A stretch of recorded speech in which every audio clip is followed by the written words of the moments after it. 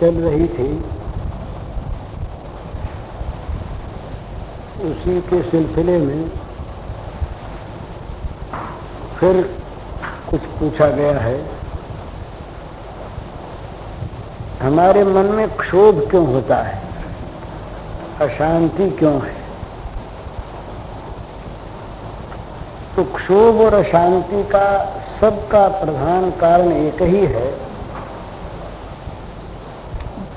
हम कुछ मन से चाहते हैं और हमारे मन के ठीक अनुकूल नहीं होता। ये चाह है ना, मन की चाह, ये चाह ही सारी अशांति का कारण है।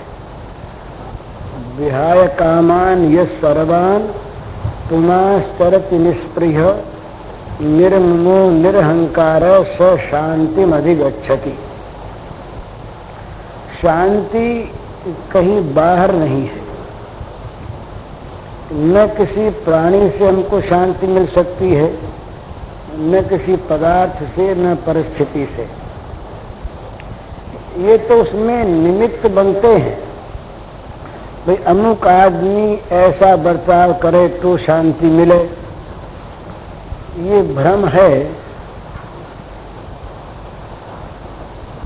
जब तक मन में कामना पैदा होती रहेगी तब तक एक अनुकूल बात हुई दूसरी प्रतिकूल हो जाएगी, तीसरी प्रतिकूल हो जाएगी। तो जब तक ये प्रतिकूलता का बोध है, अनुकूलता की चाह है, तब तक शांति नहीं होती। भगवान ने कहा यह सर्वान कामान विहाय, जो सारी कामनाओं को छोड़ दे,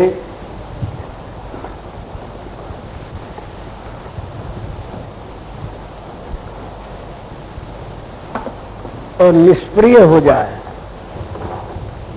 विहाय कामान सर्वान, सारी कामनाओं को छोड़ दे, निष्प्रिय हो जाए, निर्ममो निरहंकार, ममता से रहित हो जाए और अहंकार से रहित हो जाए, स शांतिमधिगच्छति।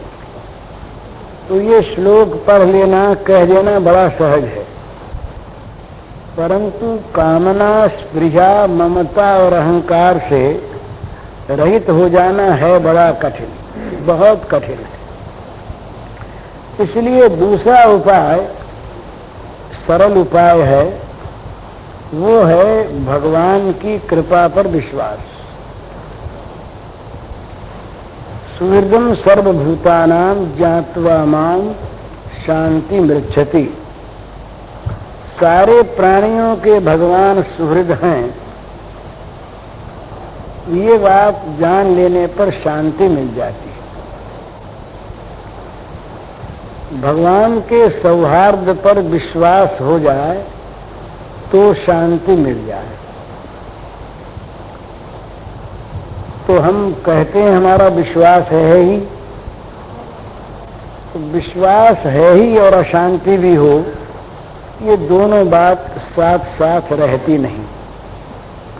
विश्वास है तो चाहे वर्तमान हमारी परिस्थिति कैसी भी क्यों न हो, प्रतिकूल से प्रतिकूल हो, वो विश्वास हमें शांति देगा ही। और यदि विश्वास नहीं है तो अत्यंत अनुकूल से अनुकूल परिस्थिति में भी चित्त अशांत रहेगा, और अशांत रहेगा तो सुख नहीं होगा। अशांतस्य कुतः सुखम, जो अशांत है उसके लिए सुख कहाँ है। तो ये अनुभव करके देखने की चीज है।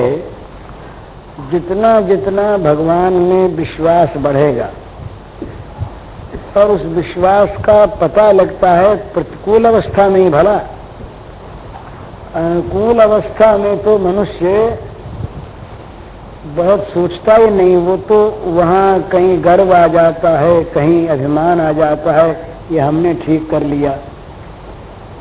प्रतिकूल अवस्था में भगवत विश्वास होने पर मनुष्य के मन में इस प्रकार का निश्चय होता है कि ये भगवान का मंगलमय विधान है। देखने में विपरीत है, अप्रिय है, परंतु मंगलमय भगवान का विधान मंगलमय है। तो भगवान पर विश्वास करके जो भगवान के प्रति अनुरागी हो जाता है, उसके लिए भगवान ने 4 लक्षण बताए हैं। ये सुनने की केवल चीज नहीं है, कहने की नहीं है, जीवन में उतारने के 4 लक्षण बताए हैं। यो न हृष्यति, न द्वेष्टि, न शोचति, न कांक्षति। ये चारों ही अशांति न होने पर होते हैं, और अशांति रहने पर ये चारों नहीं होते। हर्ष भी अशांति से पैदा होता है, क्योंकि हर्ष के साथ अमर्ष लगा हुआ है, हर्ष के साथ शोक जुड़ा हुआ है। यो न हृष्यति, जो मनुष्य अनुकूल के प्राप्त होने पर या प्रतिकूल के नाश होने पर हर्षित नहीं होता, जिसके मन में उस कारण को लेकर कोई हर्ष नहीं होता। और न द्वेष्टि, जो प्रतिकूल से द्वेष नहीं करता, अनुकूल के नाश से द्वेष नहीं करता। और न शोचति, अनुकूल के चले जाने पर और प्रतिकूल के मिल जाने पर जो सोच नहीं करता, और अनुकूल के प्राप्त होने की और प्रतिकूल के नाश होने की जो आकांक्षा नहीं करता। यो न हृष्यति, न द्वेष्टि, न शोचति, न कांक्षति। इस प्रकार शुभाशुभ परित्यागी। शुभ और अशुभ हमारी दृष्टि में, लोक दृष्टि में, लौकिक भाषा में शुभ और अशुभ ये 2 होते हैं। इन दोनों का जो परित्याग कर देता है, वो भगवान कहते हैं कि मेरा प्यारा भक्ति वाला पुरुष है। भक्तिमान य समे प्रिय। ऐसा जो भक्तिमान है, भक्ति वाला है, वो मेरा प्रिय है। तो ये बिल्कुल निश्चित बात है कि भगवान की मंगलमयता में विश्वास हो जाने पर ये जगत की अनुकूलता प्रतिकूलता की सत्ता नहीं रहती। भाई हम भगवान के हैं और भगवान हमारे हैं, हमारा संबंध सारा का सारा भगवान से है। यहाँ की जो चीजें शुभ अशुभ नाम वाली हैं, प्रिय अप्रिय नाम वाली हैं, इनके आने या जाने से हमारा जो भगवान से संबंध है, हम जो भगवान के हैं, उसमें कोई आना जाना नहीं होता। तो वो तब उसके आने जाने को लेकर चिंता, शोक, विषाद, आकांक्षा ये होने के लिए अवकाश नहीं रहता। पर जब हमारा इन्हीं में विश्वास रहता है, तब तो इनकी आकांक्षा भी होगी, सोच भी होगा। और ये ऐसी चीज है, आगमापायनो नित्याः। संसार की कोई स्थिति, कोई परिस्थिति, कोई प्राणी ऐसा नहीं जो जाने आने वाला न हो, जो बदलने वाला न हो, जो अनित्य न हो, जो अपूर्ण न हो। यहाँ की प्रत्येक वस्तु, प्रत्येक प्राणी, प्रत्येक परिस्थिति अपूर्ण है, अनित्य है, नष्ट होने वाली है, बदलने वाली है। तो इसमें नित्य सुख होगा कैसे?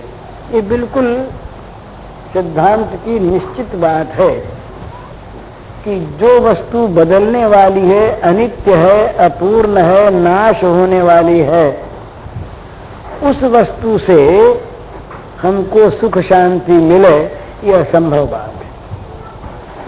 तो चाहे कठिन हो चाहे सरल, परंतु जब तक इन संसार के प्राणी पदार्थों से हमारा विश्वास नहीं हटेगा, जब तक हम सुख की सामग्री इन्हीं को समझते रहेंगे, तब तक भाई शांति होगी नहीं।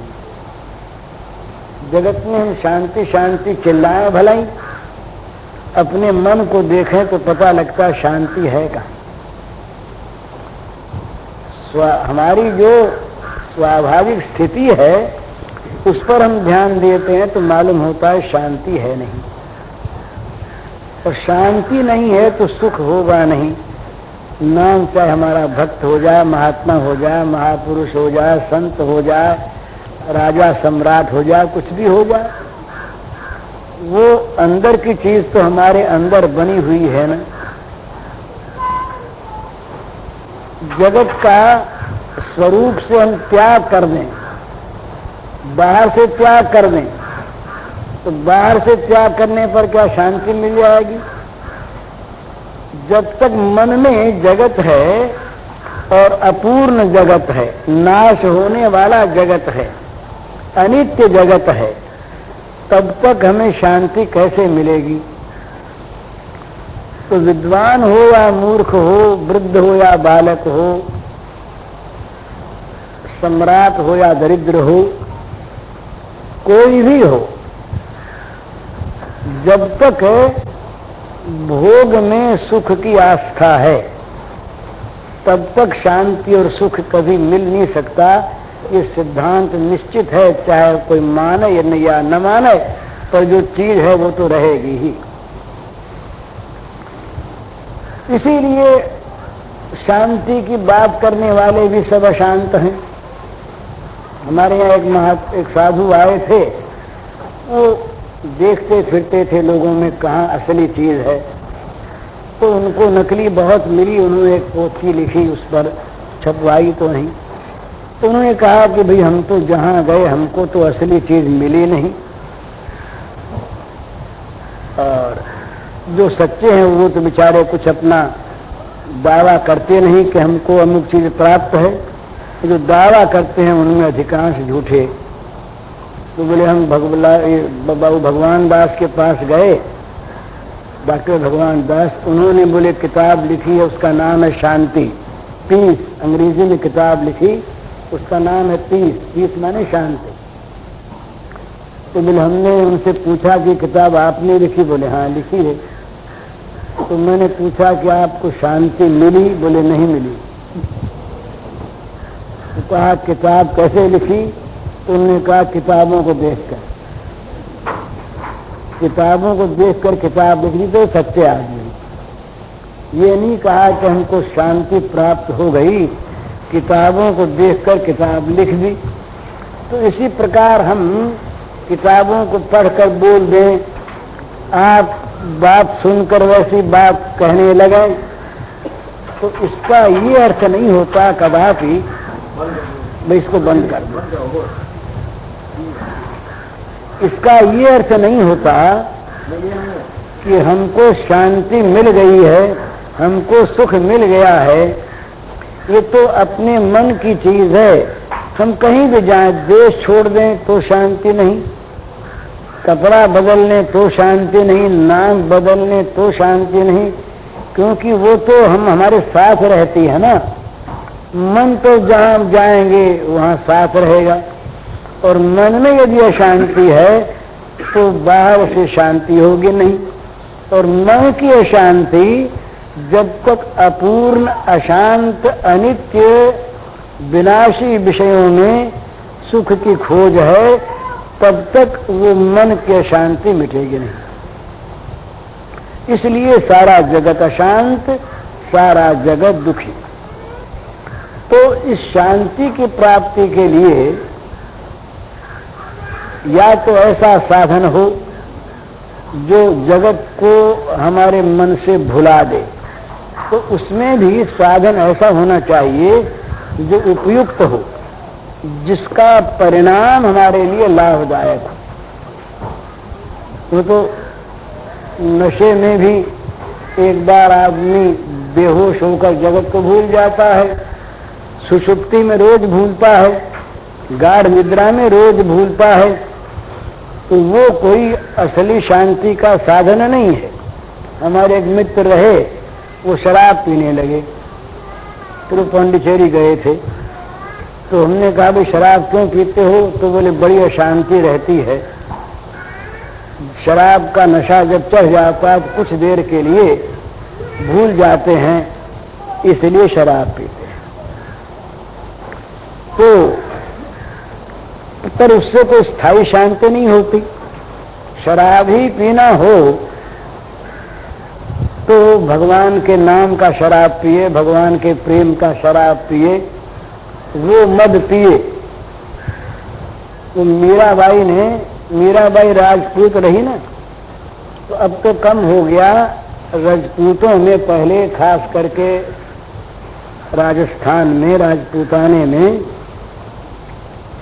शराब बहुत चलती थी, शराब की मनोहार हुआ करती, तो स्त्रियां भी पीती। तो मीरा जो है ये मस्त रहती, तो मीरा से अब अपनी अपनी आंख से आदमी देखते हैं ना, तो शराब पीने वाले लोग देखते कि भाई शराब पी बिना मस्ती कहाँ से आवे, और मीरा में रहती मस्ती। तो किसी ने पूछा सखी ने कि भाई तुम तो शराब पीती नहीं, तुम मस्त कैसे रहती हो? तो मीरा का पद है, उसमें उसकी दो कड़ियां हैं।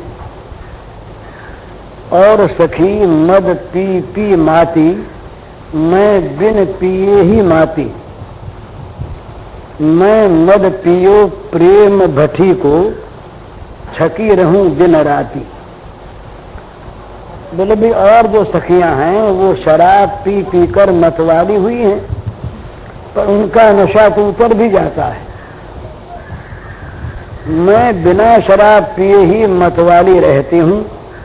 मैंने प्रेम भट्टी का शराब पी लिया, इसलिए मेरा नशा कभी उतरता ही नहीं।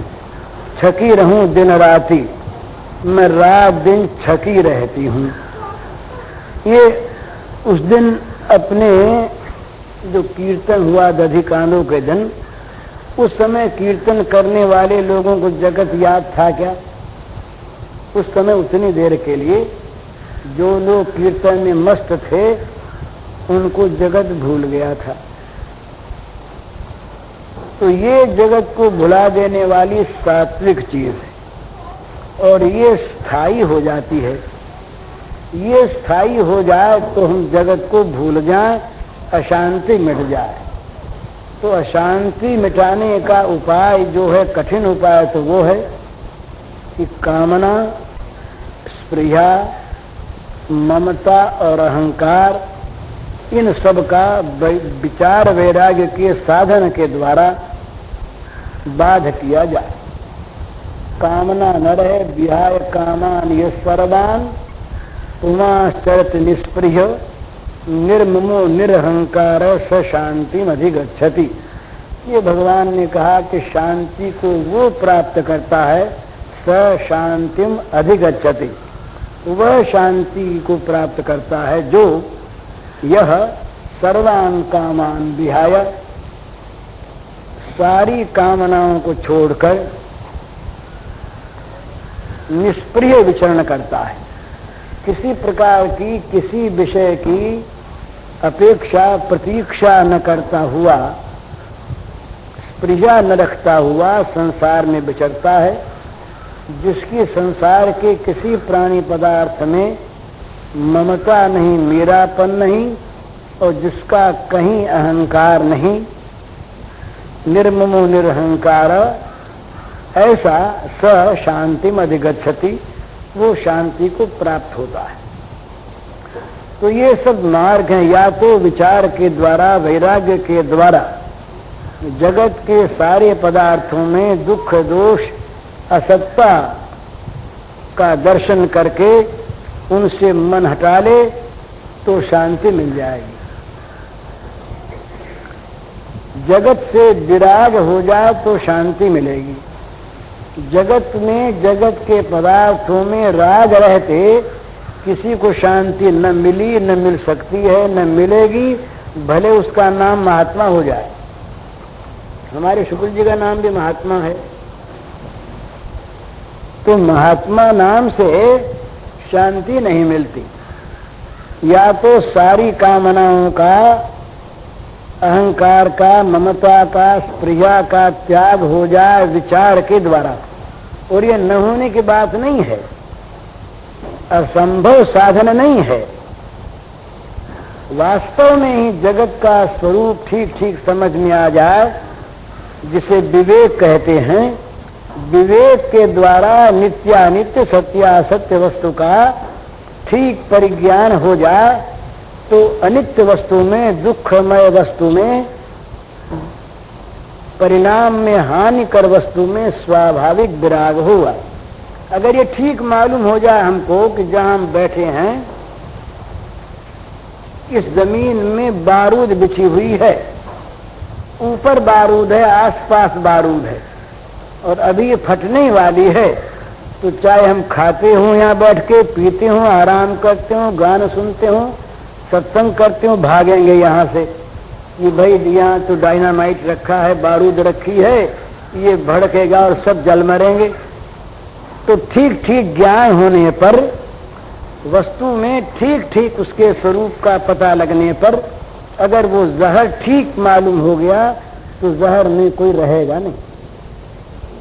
भोजन करने बैठने पर यदि मालूम हो जाए कि इस भोजन में जहर मिला हुआ है, खा रहे थे, मीठी चीज थी, स्वाद आ रहा था, रुचि हो रही थी, पर ये मालूम हो गया जहर है, हम थाली छोड़ देंगे।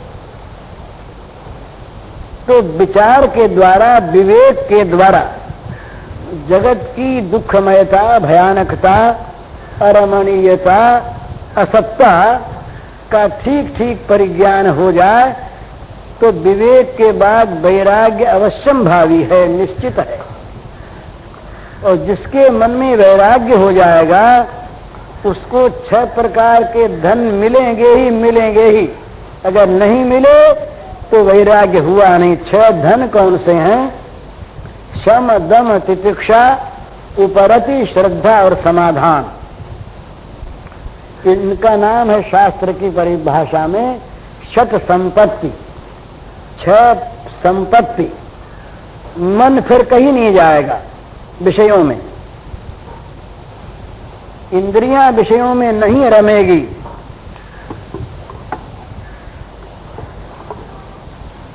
सहनशीलता, सुख या दुख, मन में विकार नहीं होगा, तितिक्षा आ जाएगी। भोग सामने रहने पर भी उन्हें भोगने से मन हटा रहेगा। उपरति, भगवान में, तत्व में अटल श्रद्धा हो जाएगी और कोई शंका रह नहीं जाएगी। ये 6 संपत्ति है। शम, दम, तितिक्षा, उपरति, श्रद्धा और समाधान। तो ये एक बड़ा सुंदर मार्ग है। जगत के प्राणियों में, पदार्थों में, परिस्थितियों में विवेक के द्वारा, विचार के द्वारा उनके असली विनाशी क्षणभंगुर दुखमय रूप को देखे तो उससे हमारा राग हट जाएगा। राग हटने पर शम, शम का अर्थ शांति है, हमको पूरी शांति प्राप्त अपने आप हो जाएगी। या तो ये रास्ता है और या फिर वो रास्ता है कि भगवान के सौहार्द में, भगवान की कृपा में विश्वास करके हम ये अपने मन में निश्चय कर लें कि यहाँ जो कुछ भी हमारे लिए होता है, फल रूप में प्राप्त होता है, वो सारा का सारा मंगलमय भगवान का किया हुआ विधान है। जैसे किसी डॉक्टर को हम रोगी अपने आप को सौंप देते हैं, वो प्रिस्क्रिप्शन लिख देता है। हम पूछते भी हैं क्या कि आपने जहर दिया है कि अमृत दिया है। बल्कि आजकल ये जितनी दवाएं एंटीबायोटिक वगैरह निकली हैं, इन सब की शीशियों पर ये लिखा रहता है जहर। पॉइजन, और उस जहर लिखी हुई शीशियों के दवाइयों को हम मजे में लेते हैं। क्यों लेते हैं? कि उस डॉक्टर पर हमारा विश्वास है। वो डॉक्टर जो कुछ भी हमारा रोग का निदान करके दवा बताता है, वो दवा भले जहर हो, उसको लेने में न हम दुखी होते हैं, बल्कि कहीं नहीं मिलती तो कहते हैं कलकत्ते से मंगाओ, अमुक जगह से मंगाओ, दवा बिना तो काम चलेगा नहीं। रोग बोले दवा जहर, बोले तुम कहते हो ना जहर, डॉक्टर ने बताया है, इससे आराम होगा।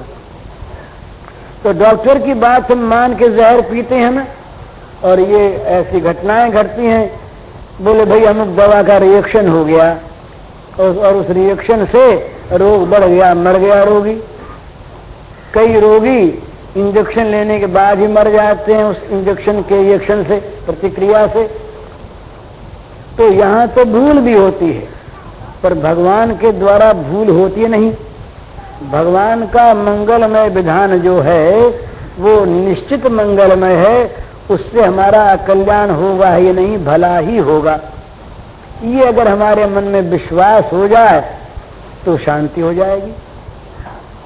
ये जैसे रोगी को डॉक्टर की दवा विश्वास पूर्वक लेने से शांति हो जाती है कि भाई इलाज ठीक हो रहा है, इसका फल अच्छा होगा। इसी प्रकार भगवान के मंगलमय विधान से हमारे लिए जो कुछ भी आवेगा, जो हमें प्राप्त होगा, उसमें यदि विश्वास है तो शांति मिलेगी। और फिर हम उस विश्वास को लेके करेंगे क्या? जो हमारा इतना उपकार करता, हमारे लिए दवा बताता, हमें रास्ता बताता, उसके प्रति हमारा हृदय कृतज्ञ होगा और हम उसका गुणगान करेंगे। और उस गुणगान की मस्ती जहां कहीं छा गई, फिर उसकी अपनी शांति की तो बात अलग रही, वो जगत में शांति फैला देगा। वाग गदगदा द्रवते यश चित्तम हसत्य भीक्षण रुदति क्वचिच्च विलज्ज उद्गाच नृत्यते च मद भक्ति युक्तो भुवनम पुनाति। जिसमें वो मस्ती आ गई, भगवान में विश्वास करके भगवान का नाम गुणगान करते करते जिसके हृदय में भगवत प्रेम का अभ्युदय हो गया और वो प्रेमावेश कहीं आ गया, नकली नहीं, लोगों को दिखाने के लिए हम जो नाचते हैं ना, ये नकली नाच भगवान को रिझाता नहीं, वो तो रग रग नाच उठे अपने आप। तो वाग गदगदा द्रवते यश चित्यम, भगवान के गुणानुवाद का गान करते करते वो मस्ती आ जाए, आवेश आ जाए, जिसमें वाणी गदगद हो जाए, चित्त द्रवित हो जाए, कभी हंसने लगे, कभी रोने लगे, कभी चिल्लाने लगे और कभी बेशर्म होके नाचने लगे। विलज्ज उद्गाच नृत्यते च, लाज शर्म छोड़कर नाच उठे और गाने लगे, तो क्या होगा? मद भक्ति युक्तो भुवनम पुनाति, वो मेरे भक्ति से संपन्न पुरुष त्रिभुवन को पवित्र करता है। तो वो स्वयं तो शांत है ही, ये भगवान के प्रेम सागर की तरंगों में जो उछलता है वो जगत के नालों में नहीं रहता। जगत के नालों की जो दुर्गंधमय अशांति है, जिसमें दुख भरा है, वो अशांति उनको नहीं होती। प्रेमी का मन अशांत रहता है तो उसका अर्थ है प्रेम की नई नई तरंगें उसमें उच्छलित होती है। जैसे शांता आनंद है, ऐसे उच्छलिता आनंद भी है। वो सागर, प्रेम का सागर जब आनंद की तरंगों में उछलता है तो वो उछलने वाला आनंद ब्रह्म शांत आनंद और श्री कृष्ण नाचने वाले आनंद, नृत्य वेदांत सिद्धांत। मधुसूदन स्वामी ने कहा कि हमने देखा शुणसति कौतुकमेकं नंद निकेतांगणे मया दृष्टम गोधूलि धूसरितांगो नृत्यति वेदांत सिद्धांत। वेदांत के सिद्धांत को गोधूलि में धूसरित अंग वाले होकर हमने स्वयं आज नाचते देखा है नंद बाबा के प्रांगण में। मधुसूदन स्वामी ने देखा। तो ये जो इस प्रकार मस्ती आ जाए वहां अशांति कहाँ रहे। जगत की अशांति को दूर करने का उपाय